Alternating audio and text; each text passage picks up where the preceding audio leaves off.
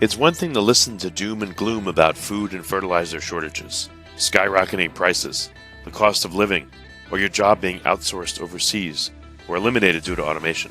It's quite another thing to hear practical, immediately actionable advice from experts who can help you reduce the fear, anxiety, and burden of these problems. Tune in now to the Surviving Hard Times podcast from the Finding Genius Foundation with Richard Jacobs.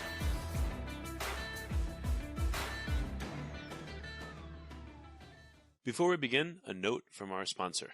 I'm Richard Jacobs, Executive Director of the nonprofit Finding Genius Foundation and host of the Finding Genius podcast. In late 2016, I was rear-ended at 65 miles an hour by a truck on the highway, which sent me off-road into a ditch. The impact of the collision gave me a concussion and other injuries. At the hospital, a CT scan showed that I had thyroid nodules, which turned out to be cancer. It was then, when I had a biopsy of my neck, that I realized even if I was a millionaire, I wouldn't want a second or a third biopsy due to the pain and the invasiveness of it. And appointments at that time for thyroid experts were 3 to 6 months out, and I was worried about dying now, even if that was irrational.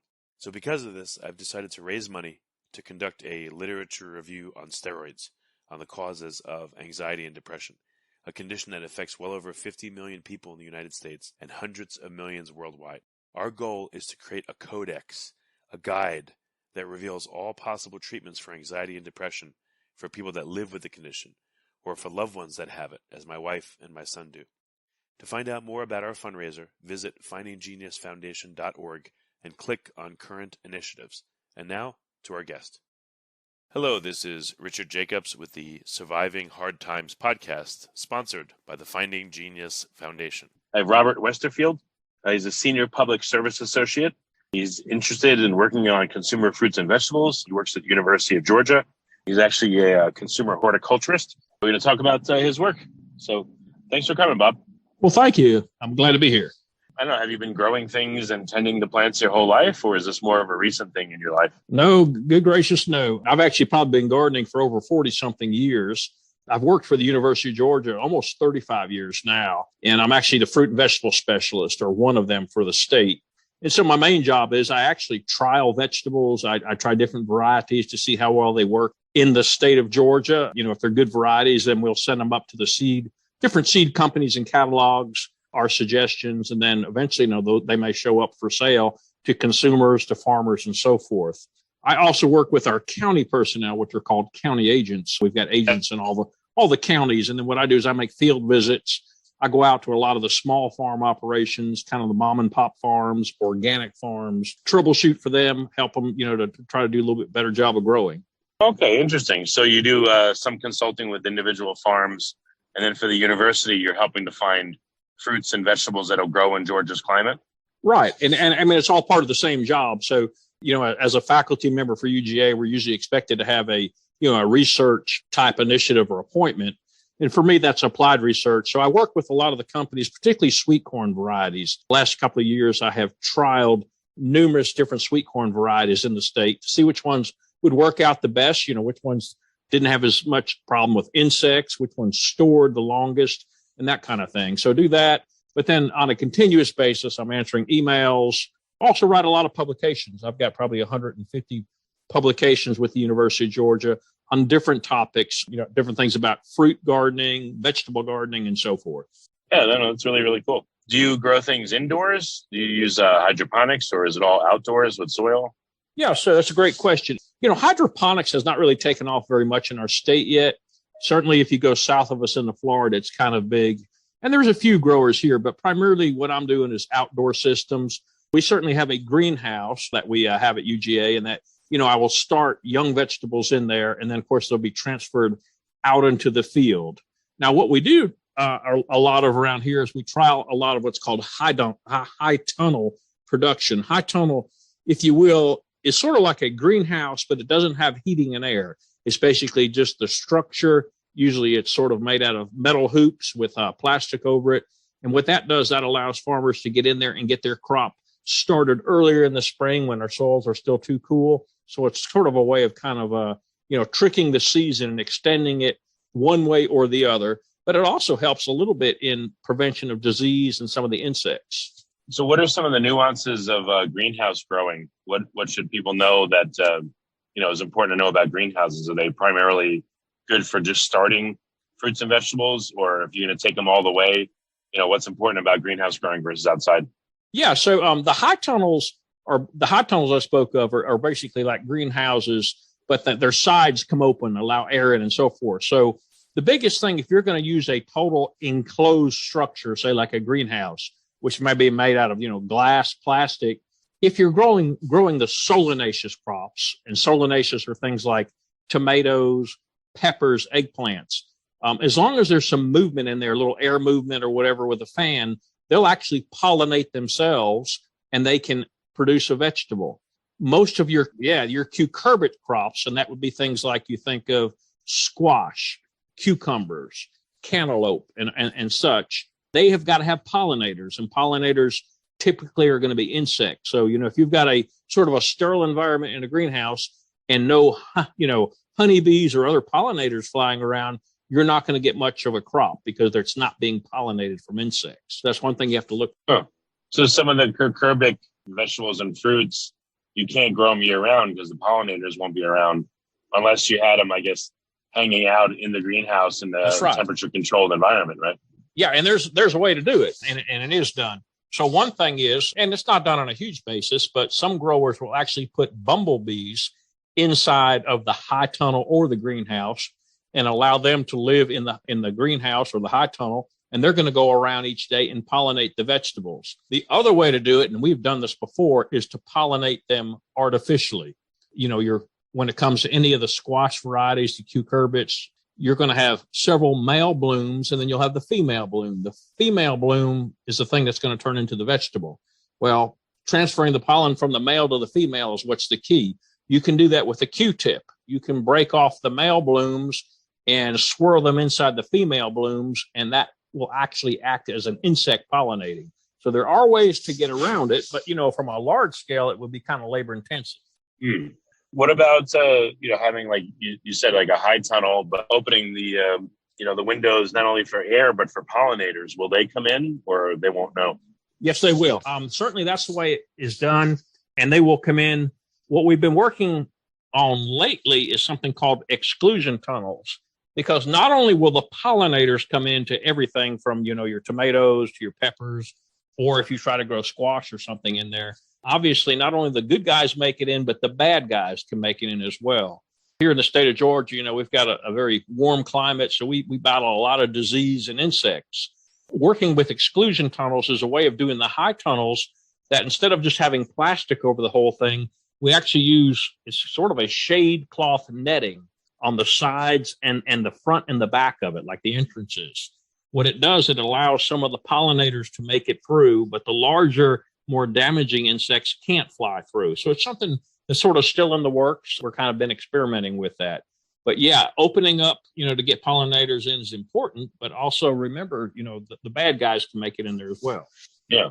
Well, when you grow plants inside any enclosed structure, though, they're not going to be getting, I would guess, UVA, UVB, UVC, maybe some certain parts of sunlight. So how does that affect them, like the nutritional profile or otherwise, if stuff's grown in the greenhouse or, if it's grown under LEDs? I don't know if you know that difference there, but at least in a greenhouse versus just out in direct sun, what happens? Yeah, so our greenhouses are all going to be in natural sunlight. They're glass or, a very clear plastic. So they're getting all the sunlight they really need. So they're getting everything really they would get, outside of the greenhouse if they were growing. I thought glass blocks certain UV rays. It might block some, but we still get plenty of it in. And like I said, for the most part, our greenhouse production is going to be to start the plants. And when you're starting, say, young seeds of tomatoes, of peppers, or whatever, you really don't want intense sunlight on those. Having a little bit of that breakup from the covering, the plastic, the glass, really is essential to get, good germination and no stress on those seedlings until they're ready to get out. Then when you get ready to plant, say, those vegetables in the field, you just don't go from the greenhouse out into the field. You've got to acclimate them.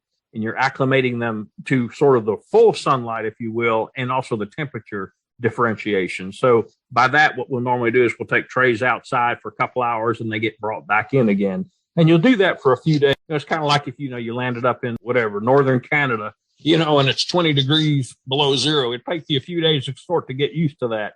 that's what we're doing with these vegetables. We're kind of getting them used to the new environment.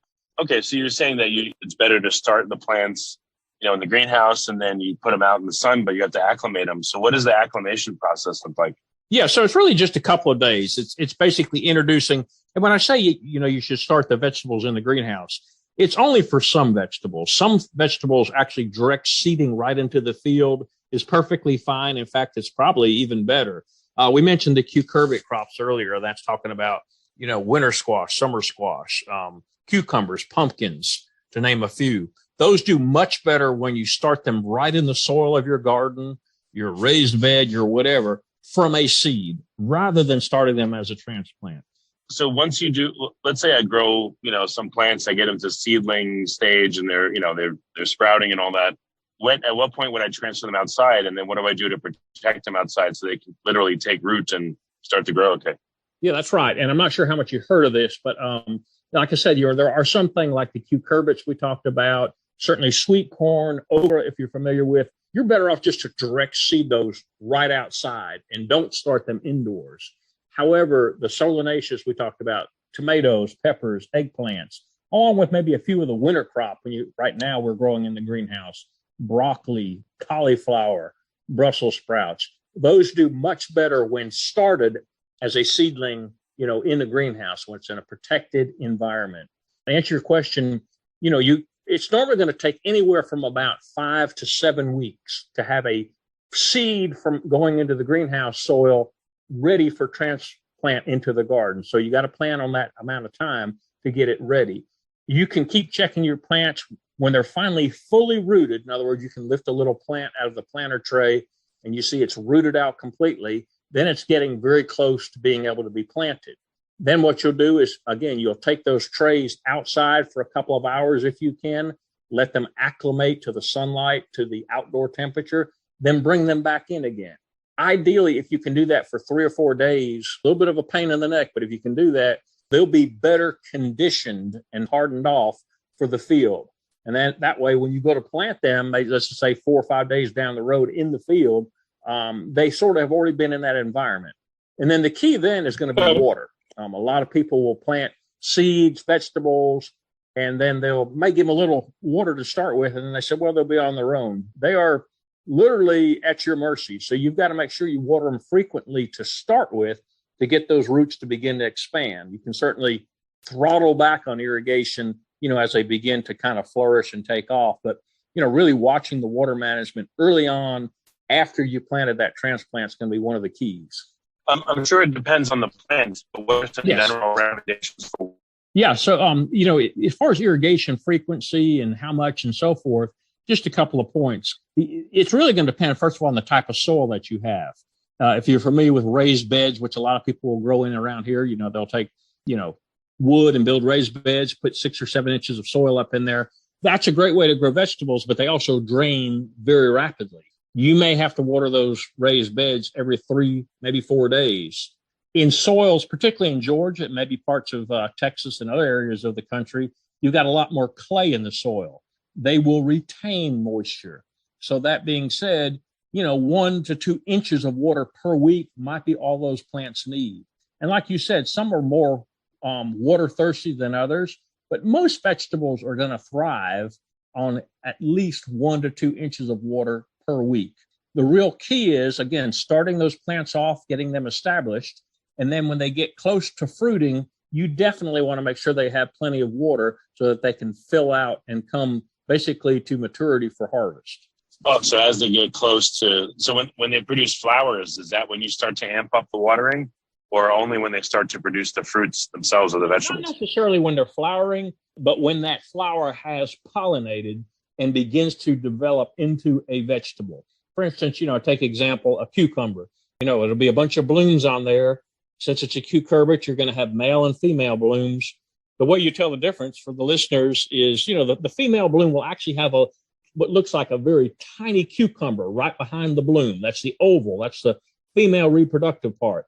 When she is pollinated from the male blooms, and usually that's going to be insects transferring that pollen, she'll begin to swell up, and that little structure behind that flower will become your next cucumber. When you see that start to swell up like that, yeah, you certainly don't want to let them get too dry. You don't want to saturate them and keep them in, a swampy soup, but you want to keep the soil sort of evenly, lightly moist so that they have plenty of irrigation.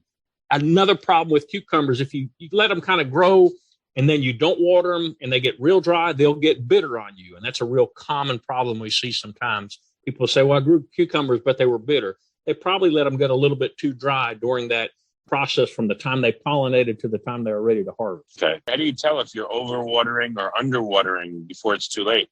Yeah, so one telltale sign, it looks a lot like, and it actually is, if you start seeing your plants particularly turn yellow on the bottom of the leaves first, that is a sign of nitrogen deficiency. But nitrogen deficiency, and nitrogen is what actually greens up and pushes a plant to grow. Sometimes nitrogen deficiency can come from when the soil's too wet. There may be plenty of fertilizer nitrogen out there, but the roots themselves shut down, and all of a sudden now the plant can't pull in that nitrogen. So if you're seeing nitrogen, lower leaves turning yellow, nitrogen deficiency, and you said, heck, I know I put plenty of fertilizer out here, it might be that they're overwatering. Those roots are non-functioning.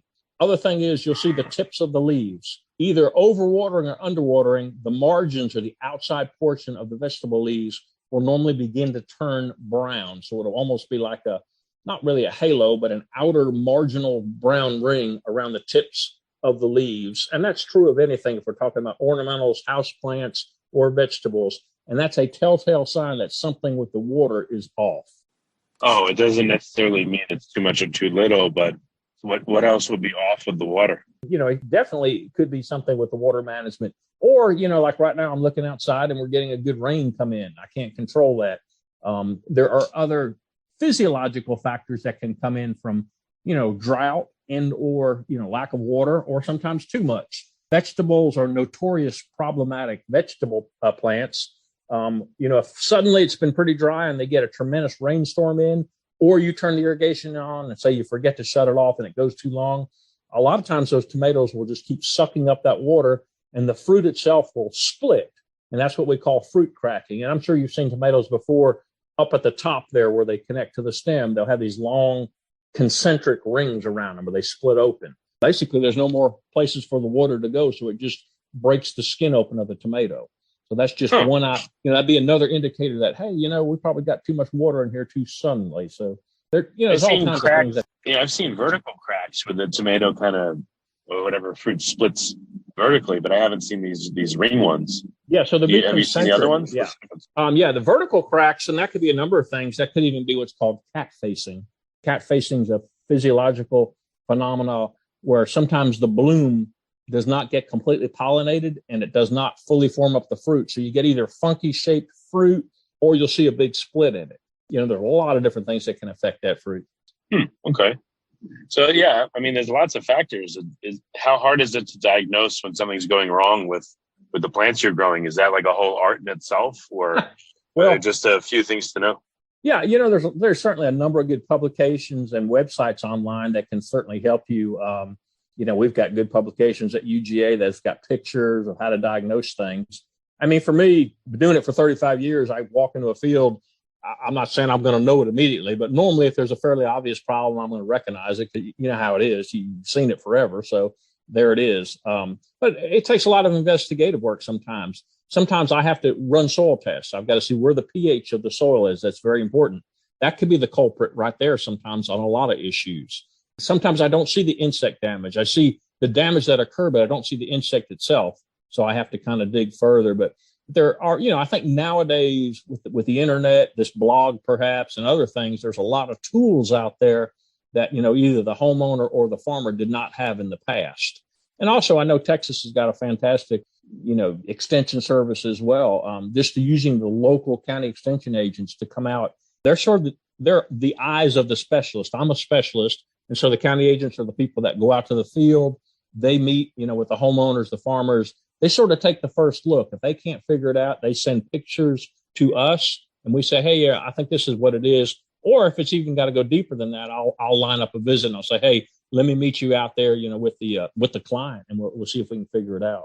So there's a lot of, different ways to figure it out these days. But certainly, you're not going to know everything right off the bat. It takes a while. Yeah. So are there plants that you grow in the greenhouse, to literally to fruition or to vegetabilization? That's a made up word, but yeah. Yeah, we have done tomatoes that way before in the darn heart of winter here. I mean, it's Georgia, but like Texas, we don't exactly have 30 feet of snow, but you know how it is. It gets cold, and we can go down to 20 degrees, in the evening, and then up to 50 or so in the day. But that's tomatoes not going to make that. But in the greenhouse, we can trick them. So we've harvested tomatoes, around Christmas time in January. Certainly can do that. We have grown lettuces before inside the greenhouse all the way to fruition, and they're very fast to grow. So that's not a problem. And, commercially, we're seeing a little bit of an uptick on hydroponics you mentioned. There's also aquaponics. I'm not sure if you're familiar with that. Yeah, but so you have fish that's right. That poop in the water, and then it goes to the plants clean it, and then it goes back to the fish. Exactly. Yeah. And normally the fish of choice, I've seen catfish used, but usually it's tilapia, which oftentimes are harvested, for us to eat. And you find them in the grocery store. But that's sort of taken off a little bit. So we're getting a little bit more of that coming into the state. In fact, we're just hired sort of an environmental vegetable specialist that's going to kind of be working along that line because we're starting to see a little bit more interest in it. So if someone's growing, let's say, just on their own in their yard, obviously they can go to YouTube and different places to learn stuff. But if they want to hire a professional, what are some of the professionals out there? What are they called? Like, what's an agronomist versus a horticulturist versus an extension agent, like you mentioned? Yeah, that's a good question. I've never heard of anyone hiring like someone to grow a vegetable garden for them beyond, a farmer working fields. You can certainly hire, a landscaper, sort of a horticulturist to help you with your landscape things. I think a homeowner who's really just completely, at the beginning, they don't really have an idea what will grow, so forth.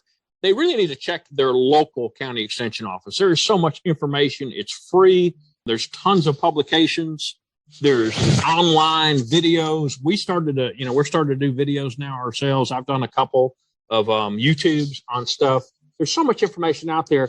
But to answer your question, I would tell people to focus to start off with on the EDU website. So the educational websites, which are going to be universities and so forth. It's not to say there's not a lot of, good personal information or private, but at least with a university, it's going to be research-based, non-biased. We're not selling a product or anything like that. So that's a good place to start. Then contact your local county agent. They are paid for, through your taxes, some through the county, some through the state tax. And they will literally, in most counties, will come out and make a field visit. They can sort of diagnose your site and say, hey, I think this would be a great place to grow this or not that. So that's where I would start with. As far as, hiring a professional to come vegetable garden, I don't know I've ever heard of anyone doing that, or if it exists, it might be a good little niche thing for someone to start, but you don't hear that very often. Yeah. Okay. I was just curious about that. For people that haven't grown before and they have trepidation, they want to just dip their toe in, what do you recommend that they do and don't do to get started? What's something someone can do at home that's not too crazy, but they can grow some stuff to eat? Yeah. So if I'm just going to give like the basic, and if we're talking like right now, this time of year, we're actually sort of, beginning to terminate the summer garden. And believe it or not, it may be, hot down by you and me, but we're actually getting ready for the fall garden. So this is the time of year we're looking at the winter vegetables. And so I would start on a small scale. I really do like raised beds. I mentioned that earlier, even though there's a challenge of keeping them wet enough. They certainly do help in that the drainage is really good. Oftentimes you can put good sterile type soil in there that doesn't have a lot of weed, seed, or disease. So maybe look up raised bed gardening. We've got publications. I'm sure I know Texas does as well. And look at possibly, getting started on a small scale. Some really easy things that you can grow this fall. Lettuce is really simple to grow. You can direct seed it right into the garden. Doesn't have to be started as a transplant. Radishes are cool season. They're the easiest vegetable in the world to grow. They produce in 26 days, so they're really quick. Broccoli is another really easy winter vegetable to grow, in my opinion. You do want to either grow a transplant or purchase them. You go to the big box stores or garden center, and you can find broccoli transplants by the time we get to late August or September. So there will be some easy things to start with. The herbs are also, we grow a lot of herbs here at my home. I've got a farm here at the house, and we grow herbs. So, cool season. We love cilantro, so that's a cool season herb. We've got that growing. Parsley, also grow garlic. So some of the herbs are real simple to grow and, really good to have in your cooking. come summertime, there's a lot of stuff that you can grow fairly easy. Tomatoes are probably the hardest. I mean, they're simple to plant because you're going to buy a transplant or grow it, but they're going to have the most problems. Green beans are usually one of the simplest things for people to grow in the springtime. So green beans are real easy. Squash does have its problems with insects, but it's fairly bomb-proof, at least to germinate and to get at least a few crops off of it before it gets hit with something. So peppers, in my opinion, transplanted peppers, much less problematic than tomatoes. Oftentimes peppers, in fact, I'm looking in my garden, peppers are going to make it all the way probably till Thanksgiving before they freeze out. So that's just a couple of things to get started with. Are there plants that you shouldn't grow near each other? Like, I remember years ago, I had a grow tent and I grew tomatoes and a bunch of other stuff, and I used flood and drain, but the tomatoes took over. They elbowed out everybody, and they just literally completely took over everything because I was away for a little over a week. I was surprised how aggressive they are. Yeah. So, you can go online and read books about companion planting and never grow this with this or that with that. It comes in my opinion, it's less folktale and it's more scientific knowledge. What you want to do is, first of all, make sure plants are not going to compete with each other for sunlight. So be careful how you lay the plants out. Let's just say, for instance, you're growing sweet corn. Well, sweet corn, can get 6 or 7 foot tall. If it does that, is it going to be shading out your lower bean crop, perhaps, if you got some bush beans? So be cognizant of which way the sun's going. I like to run rows east and west when I can in the garden. I just feel I get maximum sunlight. The other thing is there's benefits sometimes. If you say had a, winter planting of peas, well, peas are what we call a legume crop. A legume crop is a type of crop that produces its own nitrogen. Okay, it fixes it and it utilizes it. When that plant fizzles out in the spring and you till it in, boom, you could put sweet corn right behind it because corn is a heavy nitrogen user and it will benefit from some of that residual nitrogen that's in the soil. So it's things like that. And then knowing what the plant's going to do when it grows, how wide does it get? How tall does it get? Make sure, like you said, it's not in competition. You want to have plenty of spacing. And I would say, if you're going to err on the side of anything, err on the side of spacing it too much rather than not enough. It's better to be spaced out more than to be crowded. Well, I've heard some people talk about cover crops. I mean, I guess this is for much bigger farming or mulch. Yep. Any opinion of yours on cover crops versus mulch, which is better? Yeah, so I'm a huge proponent of cover crops. And it's not just for for large farms. I think every homeowner out there ought to be using cover crops. Cover crops, basically, to some extent, are a non-producing plant such as, and we use a lot of clover, wheat, oats, rye, mix them together in an area of the garden maybe that's not going to be planted this winter. We're going to let a part of it rest. Instead of just leaving it bare soil, plant a cover crop. All that green material will hold the soil, keep it from eroding. Eventually, as it breaks down in the springtime and you get ready to replant, all of that will contribute to organic matter. Versus if you use mulch on, and I mean, I'm a big proponent of mulch as well. I like to use mulch around the existing vegetables that are growing.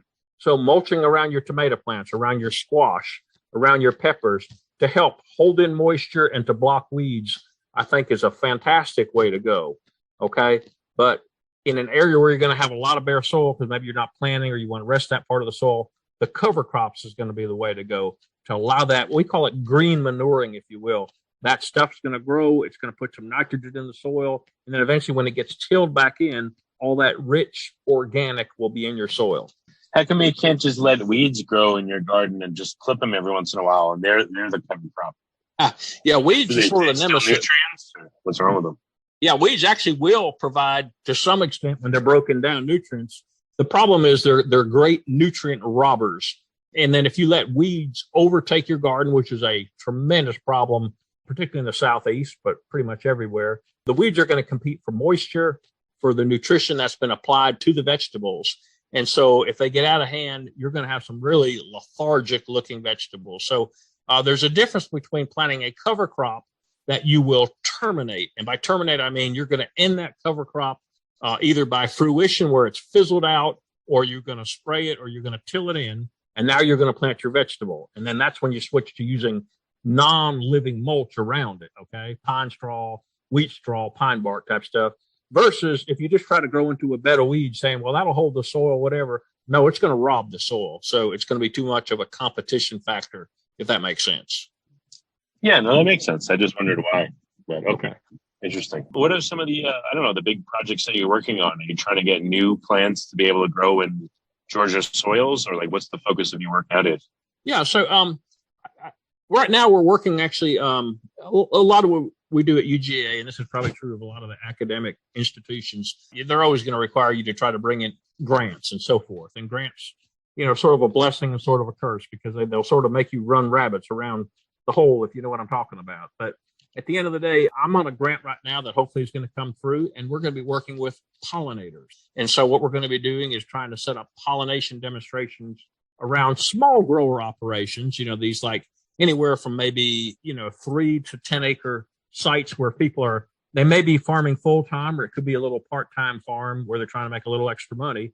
But we're going to talk to them and hopefully show them the importance of pollinators, setting up colorful areas of attractor plants, ones that bring in lots of bees and other type pollinators that will benefit them by being there for their vegetables.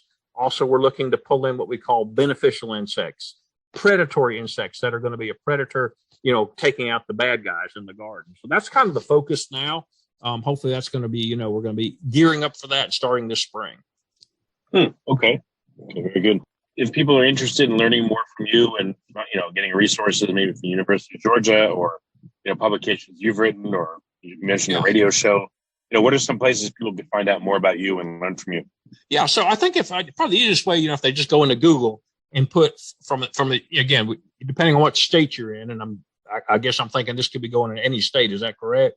Yeah. All over the U.S. Yep. Yeah. So, certainly you want to do something that's in your state. You don't really want to too much be looking up the Georgia information if you live in Oregon or something like that, because, varieties, climatic zones, and all that's going to be different. So go to your university website. For UGA, we would say to go to UGA Extension Publications. If you Google that, the first hit you get, you'll see the website there. When you click on that, it'll have a search engine. And on that search engine, whatever you're interested in, if you want to grow okra, just put growing okra or homegrown okra, and boom, you're going to find, more than likely, if it's going to be something like that, I wrote the publication on it, but there could be multiple other publications. That's a great way to start to get some reading material. We mentioned this several times, but check with your local county extension agent. I teach a lot of gardening programs around the state, but I usually do them through the county offices. So the county agents will set up gardening workshops, and then they'll call in appropriate speakers, myself being one of them, and then we'll come in and do a presentation. So there's a lot of presentations being done around the country through different extension services, that might be available for the consumers to be able to take advantage of. So, that would be another thing. And certainly, there's some private gardening clubs and there's some organizations out there. We have Georgia Organics, which is not part of the UGA, but it's an organic organization that promotes organic gardening. It exists, nationwide in all the different states. So have to do a little searching maybe on our internet tools, but they should be able to find plenty of information. Okay, very, very good. Well, excellent. Robert, thank you so much for coming on the podcast and sharing your knowledge. I really appreciate it. Well, I enjoyed it, and it was a lot of fun. Before you stop listening, ask yourself, what are 1 or 2 useful things you heard on this podcast that can help you overcome food and fertilizer shortages, skyrocketing prices, the cost of living, or your job being outsourced overseas or eliminated due to automation? Please like and subscribe and tell your friends and family about their Surviving Hard Times podcast. We're all going to need help now and in the near future.